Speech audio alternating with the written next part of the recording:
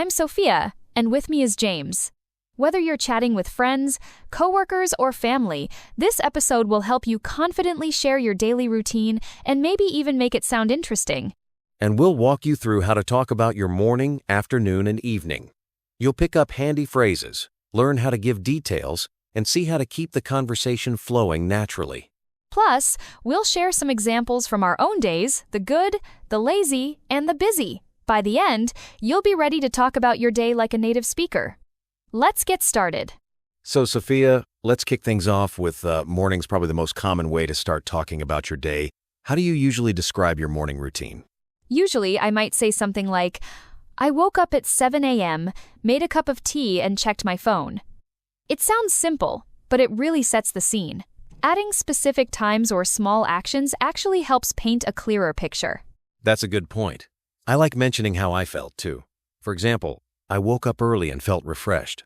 Or, if it was tough, I hit snooze 3 times before finally getting up. Exactly. Describing how you felt or why you did something makes it feel more real. Even saying, I woke up late because I stayed up watching a movie, adds personality to your story.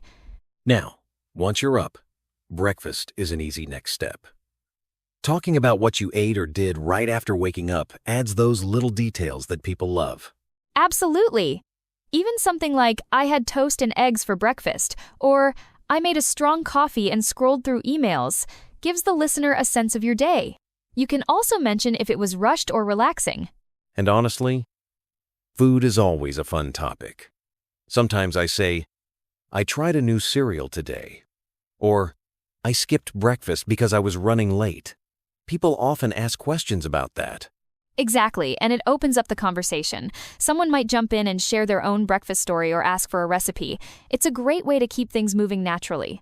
Once the day gets rolling, most people talk about work or school. But sometimes it's tricky to make that sound interesting. Any tips for describing what you did, even if it felt ordinary? I try to add a bit of color. Instead of just saying, I worked all day, I might say, I had a couple of meetings and finished an important project, or I spent the afternoon answering emails and helping a friend with homework. That makes a huge difference. Even mentioning if it was a busy or easy day helps. Like, it was a hectic afternoon, or I had some free time and took a short walk between tasks. Exactly. And don't forget, mentioning breaks or small moments like watching funny videos at lunch makes your story feel more real and relatable. Let's talk about evenings. This is where you can really show your personality, whether you're heading to the gym, cooking dinner, or just relaxing with a book. That's true. I might say, after work, I cooked pasta and watched a TV show, or I went to the gym for a quick workout before dinner. Even adding how it made you feel, like, it helped me unwind, brings your story to life. And sometimes just saying, I spent the evening reading and went to bed early, is all you need. The key is to share what matters to you. It doesn't have to sound dramatic. Exactly. Even simple routines can be interesting when you add a detail or two. Plus, it helps your listener connect with your experience. I've noticed that the more you practice talking about your day, the easier it gets. Do you have any favorite phrases or tricks for keeping the conversation going? I like to mix it up. Sometimes I use, I ended up, like, I ended up working late, or I ended up calling a friend in the evening. It keeps things casual. And asking a follow-up question like, how about you? Always invites the other person in. That's a great one. I've also found that connecting your activities like, after my walk I started working, tells a story. Instead of just listing events, it feels more natural. Exactly. And don't be afraid to share little ups and downs like, I was tired after work, but cooking dinner relaxed me. Those small details make your English sound more fluent and friendly. Let's wrap up. First takeaway. Start with specific details.